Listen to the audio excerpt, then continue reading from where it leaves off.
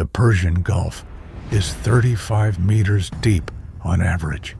That number matters operationally in ways that are not obvious until you understand what it means for the conduct of naval warfare in a body of water where every major naval power with interests in the region must eventually operate.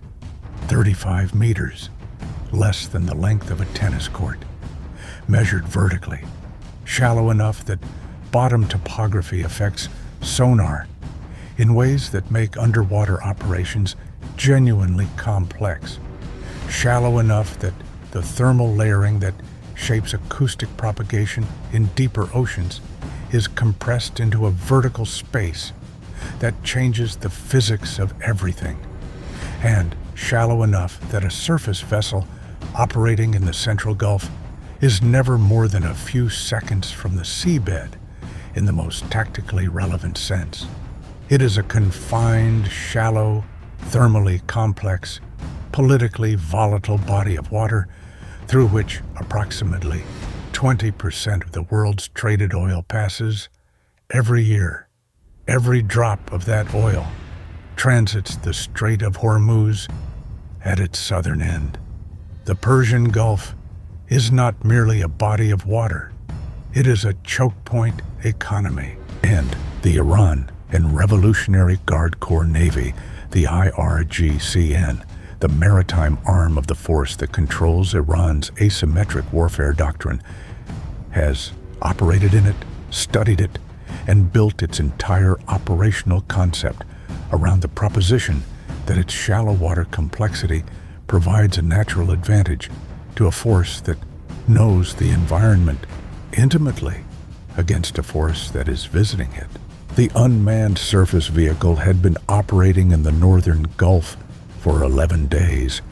Its mission was the kind of mission that unmanned systems are specifically designed for: persistent, patient, operationally valuable, and conducted without placing a single American service member in the threat environment that would have made a manned patrol in this area a different political and military calculus.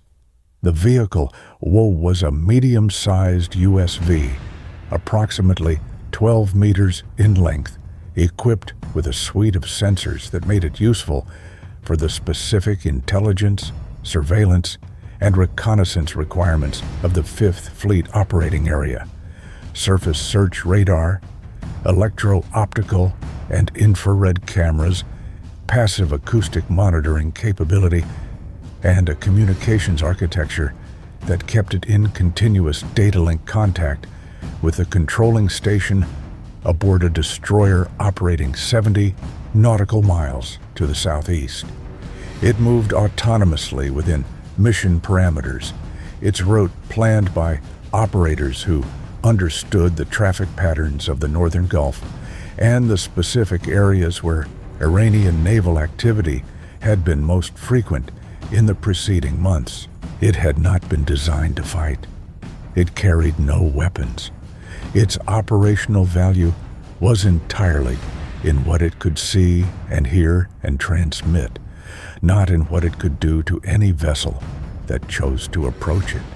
That limitation was known to everyone who operated it, and it was known, based on the collection that had been done on IRGCN communications over the preceding weeks, to the Iranian commanders who had been tracking its operating patterns with the kind of methodical attention that preceded an operation, rather than merely monitoring.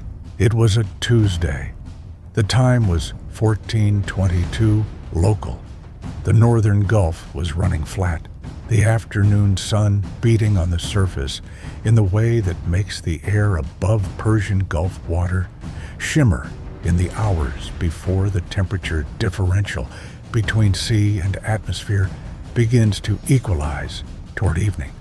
The USV was on a programmed waypoint route, course 225, speed 7 knots, approximately 60 nautical miles north-northeast of Bahrain, operating in international waters well clear of the 12 nautical mile territorial sea boundary of any Gulf state.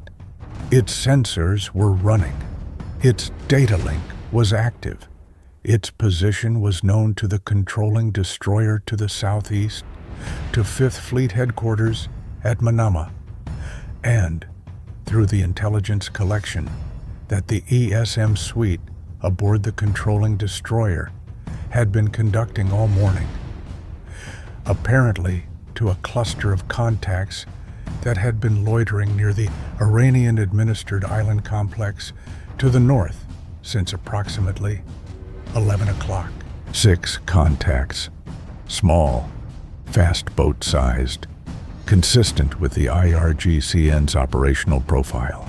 The controlling destroyer's watch team had been tracking the 6 contacts since 11:47, when their loitering pattern had shifted from the random movement characteristic of genuine patrol activity to something more purposeful. A slow repositioning that, over 3 hours, had placed the contacts in a loose arc to the north of the USV's projected route. The shift was gradual enough that it could have been coincidence. 3 hours of slow repositioning in a body of water where IRGCN boats were a constant presence did not by itself constitute an operational alert, but the pattern was logged. The contact positions were updated every radar sweep, and the watch officer, who had been studying the display for the past 40 minutes, had formed an assessment that he brought to the combat systems officer at 14:19. 6 contacts bearing 015 from the USV, range approximately 14 miles. They've been repositioning since 1100. The geometry looks like a setup for an intercept of the USV's projected track. The combat systems officer looked at the radar picture, the 6 contacts, the USV's route projection, the geometry of the repositioning over 3 hours. He reached for his headset. Captain, CIC. 6 IRGCN contacts, possible USV intercept setup. Request your presence. The captain arrived at 14:24. She studied the display for 90 seconds. The geometry was the geometry. 6 fast boats repositioned over 3 hours into an arc that the USV's current route would bring it through in approximately 47 minutes. In the Persian Gulf, with an unmanned vehicle that carried no defensive capability. The USV, what's its current autonomous mode? Waypoint navigation, ma'am.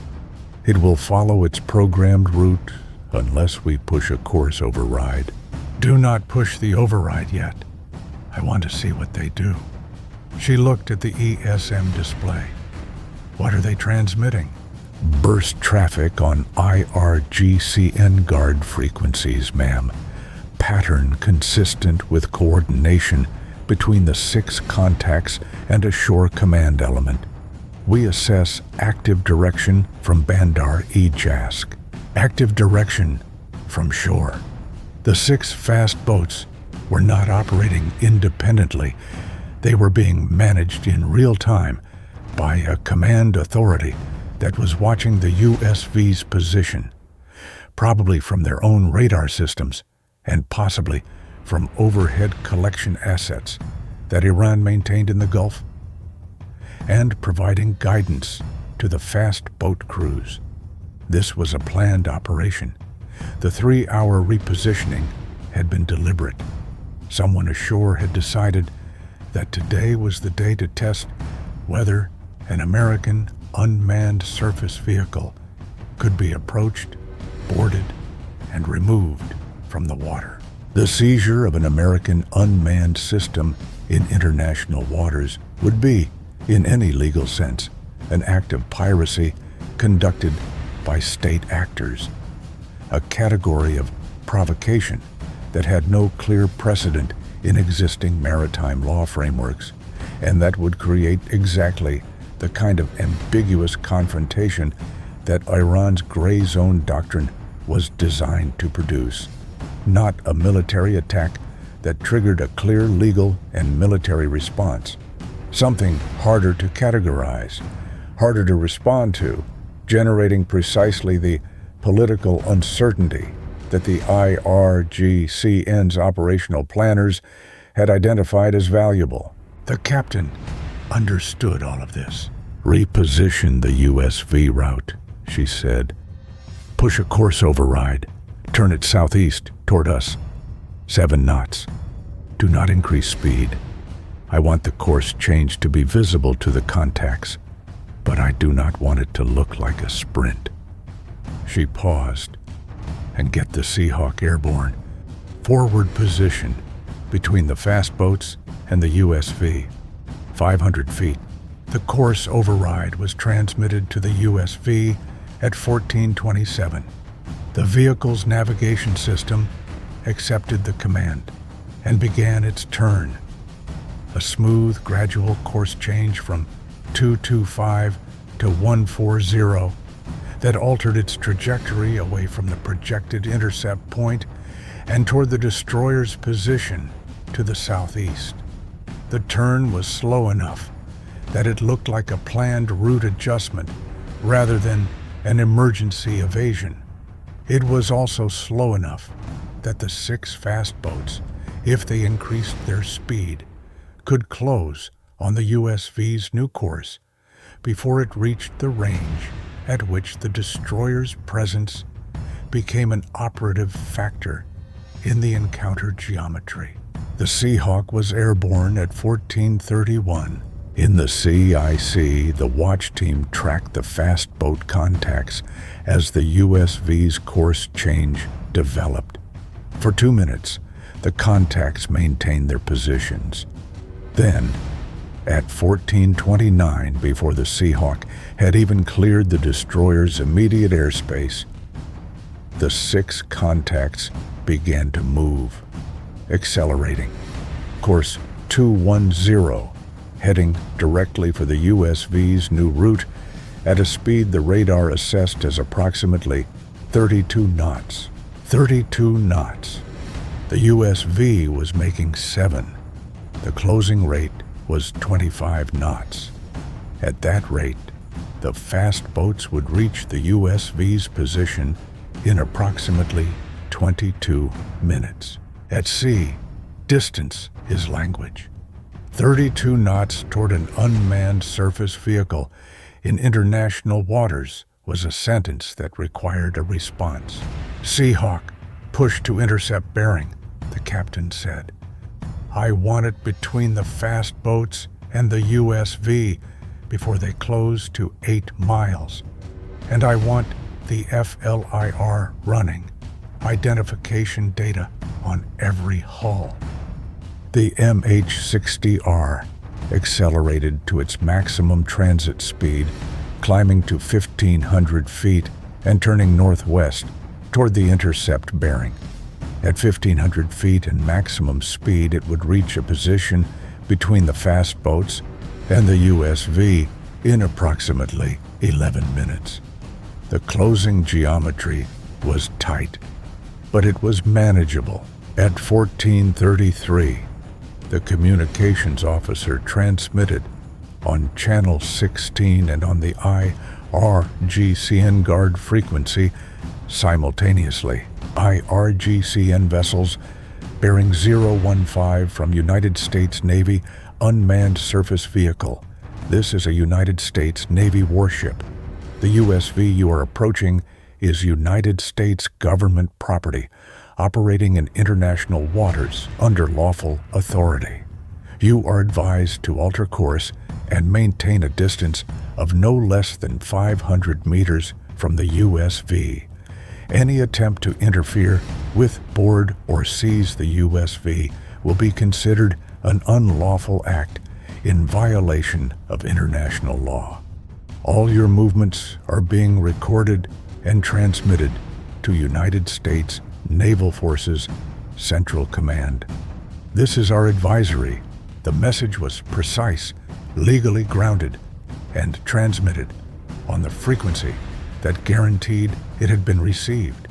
It was also transmitted with the specific language, recorded and transmitted to Naval Forces Central Command, that told the IRGCN Shore Command that whatever happened next was going to be documented at the command level before any Iranian version of events could be established. The 6 contacts did not respond on Channel 16. They did not reduce speed. The Seahawk reached its intercept position at 1442. Positioned at 1,500 feet between the advancing fast boats and the USV, its FLIR capturing clear imagery of all 6 contacts. The lead fast boat was approximately 6 miles from the Seahawk's position. The FLIR imagery was transmitting to the CIC in real time. 6 IRGCN Blade Runner type fast attack craft, each approximately 13 meters, crewed by 4 to 6 personnel, armed with heavy machine guns on forward mounts. The crews were visible on the FLIR, active at their stations. The body posture and deck activity consistent with a crew prepared for an approach operation rather than a routine patrol. In the CIC, the captain looked at the FLIR feed. She looked at the distance between the Seahawk and the lead fast boat. She looked at the distance between the fast boats and the USV. She looked at the distance between the USV and the destroyer. The geometry was clear. The Seahawk was the visible presence that stood between the fast boats and the USV. The fast boats knew the Seahawk was there. The Shore Command knew, and what happened next depended on a decision that was being made in a command center near Bandar Ijask about whether the operational objective was worth the escalation that forcing past the Seahawk would require. At 1444, the lead fast boat decelerated, 22 knots to 15. The bearing rate on the Seahawk's FLIR updated, the closure rate dropping, the geometry shifting from a hard intercept profile to something less committed. The captain watched the deceleration. She did not react to it visibly. Seahawk, activate the laser designator. Single pulse on the lead boat's forward deck. Do not aim at personnel. The Seahawk's non-lethal laser designator fired a single green pulse at the lead fast boat's forward deck at 1445. The pulse lasted approximately 2 seconds, enough to be unmistakable to the crew, enough to be captured by the FLIR as a clearly documented event, and carrying the message that it always carried in these encounters. We can reach you precisely from here, and we have chosen to communicate that rather than to do anything else with it. The lead fast boat reduced speed to 8 knots. The second and third boats in the formation, watching the lead boat's deceleration and the Seahawk's position above them, made their own adjustments. By 1448, all 6 contacts were at 8 knots or below, their formation geometry spreading as individual boats made course adjustments that were taking them laterally away from the direct intercept track. The crescent that had been tightening toward the USV was opening. The USV continued southeast at 7 knots, the gap between it and the fast boats widening with each passing minute as the destroyer's position to the southeast exerted its gravitational pull on the tactical geometry. At 1453, the captain transmitted a final message on the IRGCN guard frequency. IRGCN vessels Your speed reduction and course adjustments are noted. The United States Navy unmanned surface vehicle is continuing its lawful operation in international waters. We advise you to maintain safe distance. All interactions have been fully documented.